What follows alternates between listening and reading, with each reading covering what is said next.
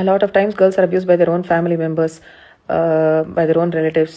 Appudu em cheyali? One of my most favorite actresses, Soundarya Gari photos were recently morphed using AI. Basically, it proves the point that a woman can be dead.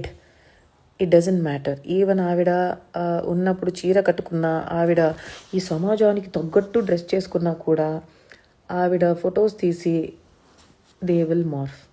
People are like that. We are not the one saying yes all men. Men are saying yes all men. ఎందుకంటే ఆడవాళ్ళు ఇట్లా ఇట్లా ఇట్లా ఇట్లా ఇట్లా సమాజానికి తగ్గట్టు dress చేసుకోకపోతే, ఆడవాళ్ళు మగాళ్ళని రెచ్చగొడితే, ట్రిగర్ చేస్తే, ప్రవోక్ చేస్తే మగాళ్ళు అసాల్ట్ చేస్తారు అంటున్నారు. So basically all of these people are saying yes all men and men are dangerous. So as survivors, some of us have been molested. I have been molested. I was molested when I was fully clothed with chunni also. Okay, so clothes don't matter. These people are the problem. Rape apologists are the problem. That's why India's rape culture is a problem. సౌందర్య గారి photo కింద ఒక comment ఎలా ఉంటుందంటే, ఆవిడ dead బాడీని I will eat it.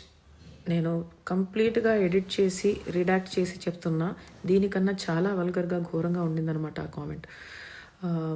I can't share more than that. So this is the truth about people here and their mindsets.